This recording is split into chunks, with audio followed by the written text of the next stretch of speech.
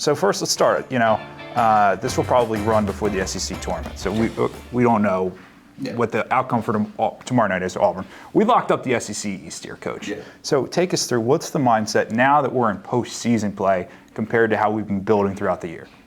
Yeah, I mean, the idea is twofold throughout the year, right? Prepare for postseason, put yourself in postseason, get some chemistry, see what your depth is. The best teams have enough depth to survive postseason. The rigors of the SEC tournament, playing the back-to-back games, especially if, let alone having to play the first playing game. But the idea is strictly to go and you got. I mean, I know it's cliche. You got to play one at a time. You got to play the opponent right there in front of you and use all of the experience that you've gained throughout the season as a team, as individuals, as a coaching staff, to figure out what group is going to be the right group to go out there and give you a chance to win. Why is this team taking the next step, so to speak? You lock up the SEC East. What about this group has taken that leap? Well, of course, we had the rough result against South Carolina to remind us that we're not as good as we thought we were, right? No, it's a third of our team was somewhat here before we were here. A third of our team transfers, a third of our team freshmen, and pretty much half the group came in this year. So when you look at the group, we needed some time. We needed to play a schedule that challenged us, that put us through some things. And so I think now we're finally at that space. We've seen a lot of games, a lot of really quality teams. We've had to come back. We've been come back on. We've had the blowout loss. So, we've experienced some things together. Now I think you have something to draw on in every situation. There's nothing that's going to be new. We've got injuries. We had to play without this one and that one and new people in the lineup. So I like this group and I like its makeup. You got a goalkeeper. You've got talented defenders. You've got quality attacking players. You got people who can put it in the net. And you mentioned the South Carolina game. Obviously, the highs and lows of winning the East and then heading to Columbia and a 4-0 game. How do you balance the team's mental of such a high and then such a low as the regular season comes to a close? Well, you acknowledge one, again, we hadn't been in this place before. We didn't know what it is. We don't know how you have to respond in those moments. There's expectation now, right? You now have the target because South Carolina's used to being right there fighting for the East, right? And so it was another experience. It sucked. I don't think we played well. We didn't do all the things that we probably should have done, but now... No harm being honest about it. It is what it is. I mean, the intensity levels that are necessary to play in this league, we didn't bring it. And so the good thing that came out of it is we as a staff were like, okay, well, first group didn't want to play. Let's put them all out there and let's see who we have and who's ready to play. And we had some decent performances for some others, and that we're going to need that group to be able to make any kind of run in postseason. Mm-hmm. Now, Coach, I look at a big turning point in your career here so far was when you guys made the switch last year to put Jordan Brown. No doubt. And you guys went on a pretty solid run to end the year last year. She's been a recruit of yours, top in her class. What makes Jordan so special as an athlete as the goalkeeper? A few things, right? One, you look at her and she's never rushed, man. She's always just like, okay, whatever, we're good, I'm calm. It drives us crazy sometimes, to be fair, but there's a level of confidence and composure that she has. She does have a competitive spirit, but she's a soccer player. She can play with the ball at her feet. You've seen her get in and out of some stuff with her feet. She's long. She's willing to command the box. We're still trying to bring out a little bit more of a commanding presence, just in terms of vocally. But she's got all the tools to be elite, and but the demeanor to keep the group calm. And in a game that sometimes gets a little bit, crazy and revved up, she's settled.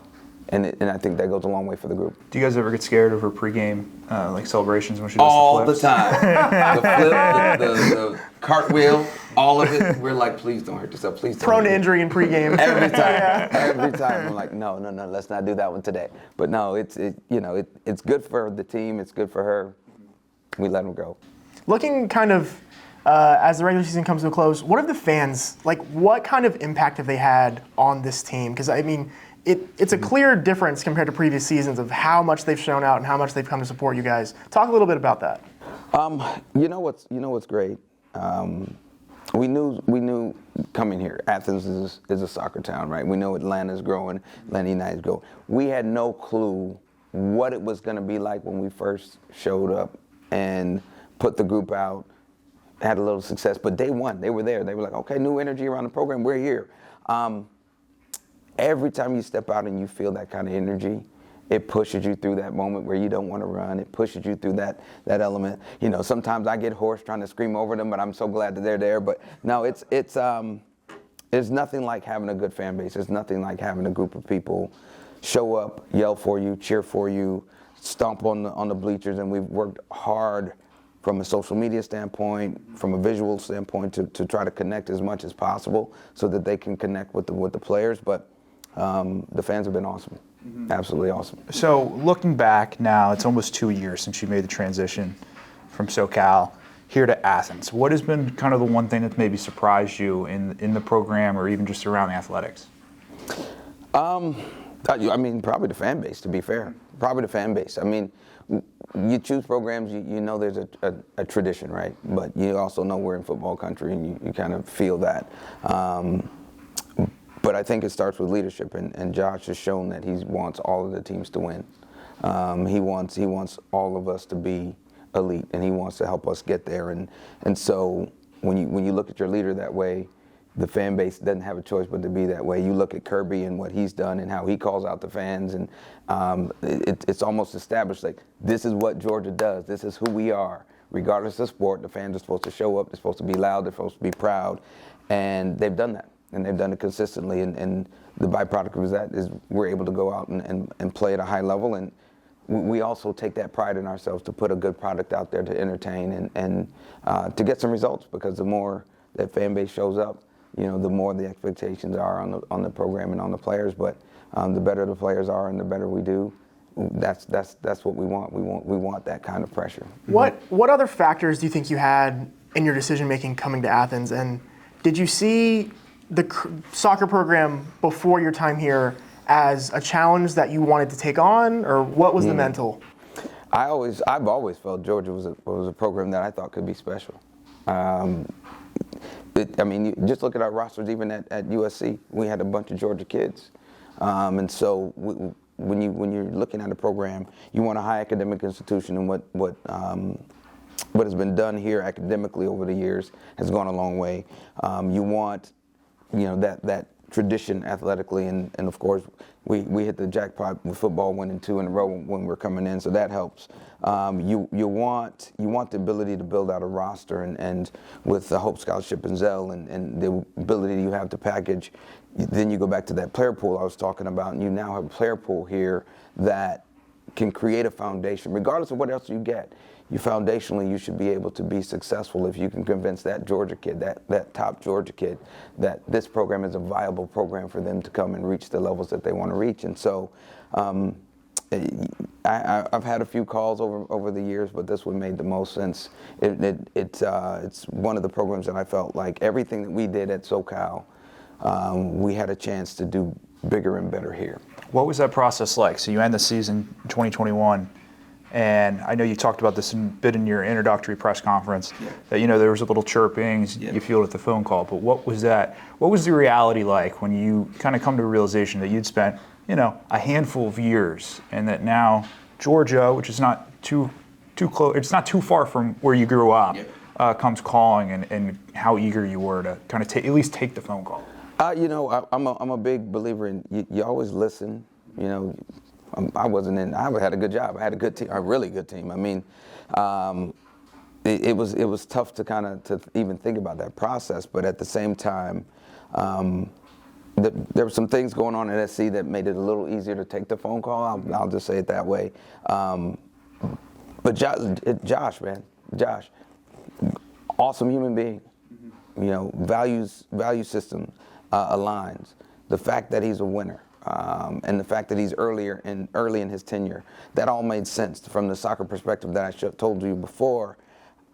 It just made sense. It felt right. It felt good, and it felt like the right time. And it's one of the hardest things I had to do, to go in and tell that group that we felt was quality enough to potentially make a run for it. that it was time to go, and that was hard. But I was really excited about the possibilities of this place and what we could do, and I mean it's been a fun 2 years already, and I feel like we're still at the very, very beginning. And look at this group. The vast majority of this group is going to be back next year, and so it sets the table for some really exciting times here. Well, you've been reunited with a couple of them. Exactly. Make sure you graduate, and we'll see what happens. Yeah. So, how has the biggest change, kind of since COVID, the transfer portal? How has that affected your mindset when you go out there to recruit and you take trips to visit, knowing, hey, we don't have to bring in the most special freshman class, so to say, but we can go, pick from other schools. Especially, you have a name brand, whether it was, Southern Cal or Georgia. I mean, it's definitely helps. I would say, regardless of my stops, we've always done pretty well in transfers, and we've always felt like, take a look at your squad. You owe it to those seniors to see if there's a piece that can help them have the best season possible. So we always have looked, and that's always been part of what we've done. The transfer portal has made it easier and harder at the same time. There's more available to you, but at the same time, there's also more competition. But it's always just about finding the right piece, and we felt like we've done pretty well in whether it's, starting the return to Georgia sort of bandwagon in year one. We had a lot of Georgia kids come home and tried to continue that process, or whether it's, we need a forward, we need a center back. We trying to find those pieces that will give whatever senior class is here the opportunity to be great. And last year was about getting to the NCAAs for the first time and giving them a chance to have that experience and be the foundational transition piece from one coach to the next and have that connection to that group, I think was massive. And I thought that was the best part about last year. I'll never forget that SEC tournament game against Tennessee, winning that game, and those women knowing that they had done it, that they had put themselves in the SEC or in the NCAA tournament. That was massive. And so finding those pieces to kind of help each group along. And this year's group is taking that next step. And Mally being sort of that piece, Rish being that piece, and a couple others being those pieces that were here that understand what it was and can now move forward and hopefully build on what we did last year.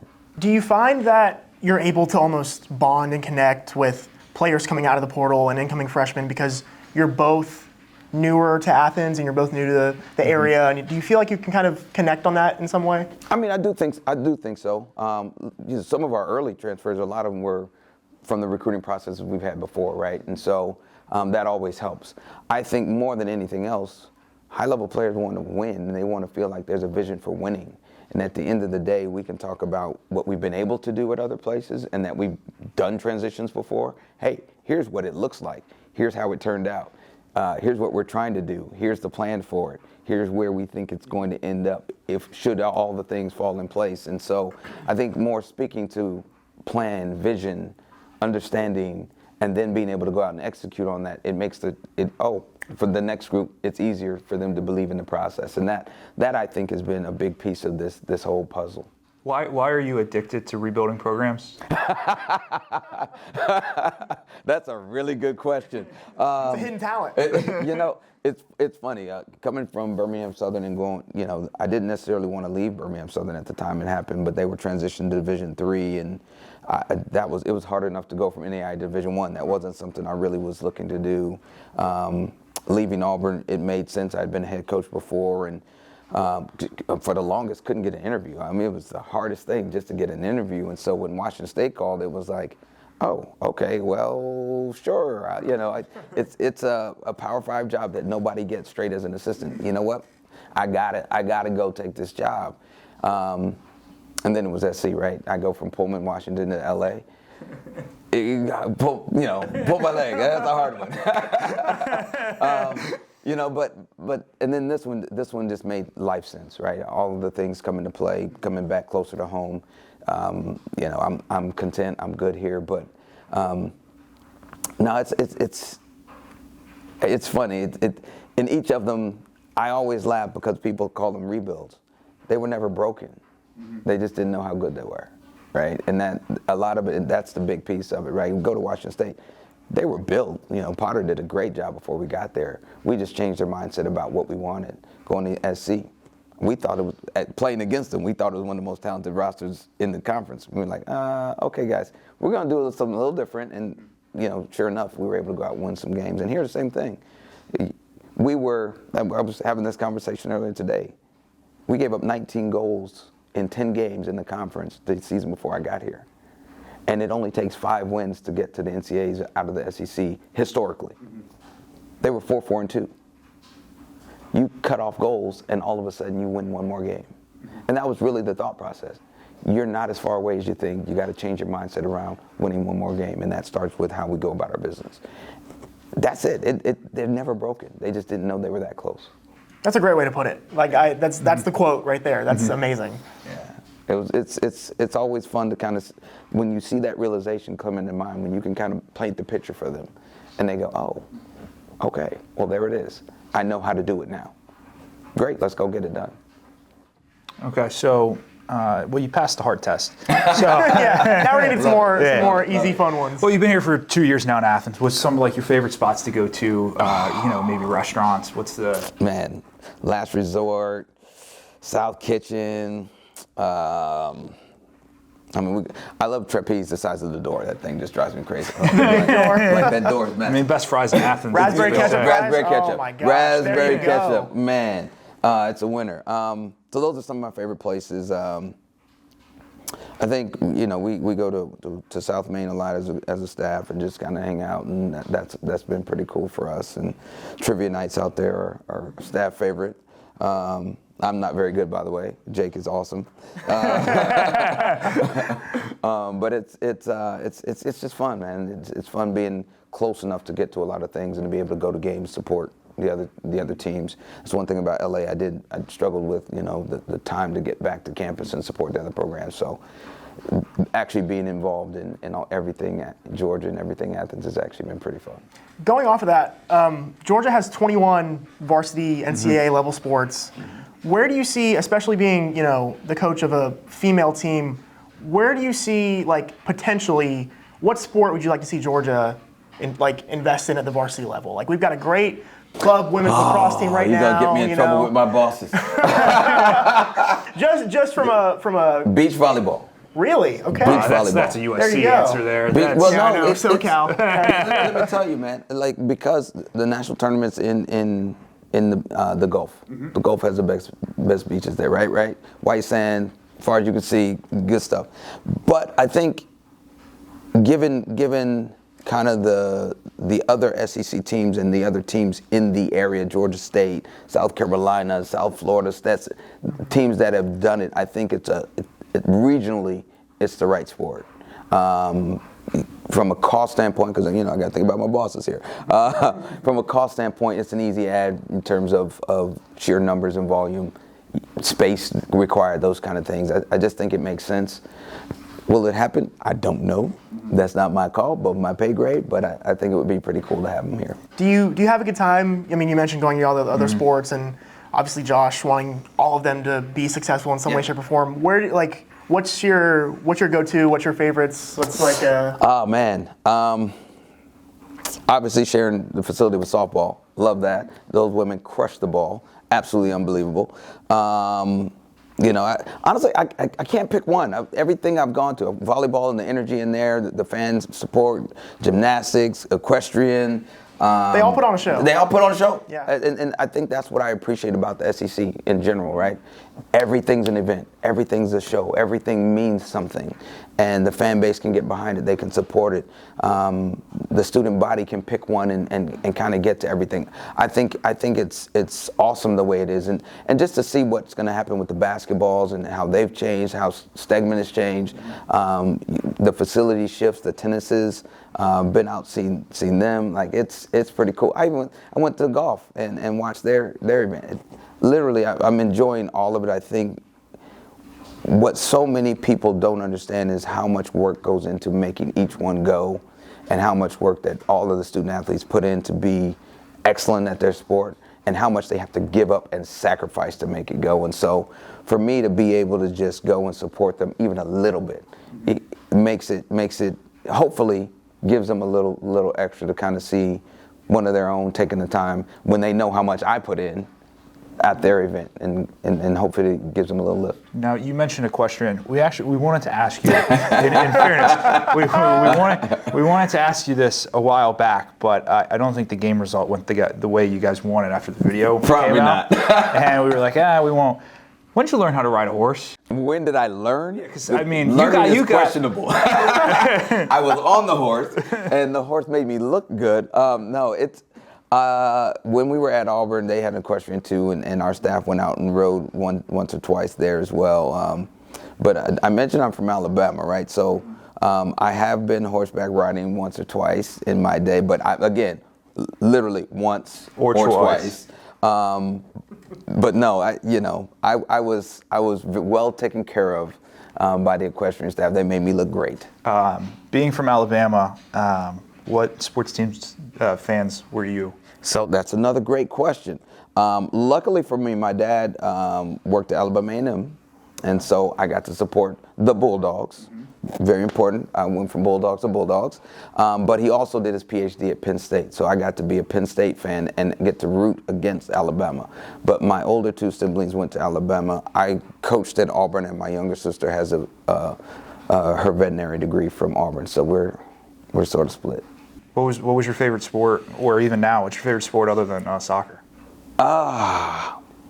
I mean, I like basketball. I enjoy playing. I think there's some similarities. You're a big Saturday morning pickup guy? My hands are small, so I was terrible. So I could defend well. I could get the ball where it needs to go, but my handles were awful. But I love running up and down the floor. It was awesome. I enjoy watching.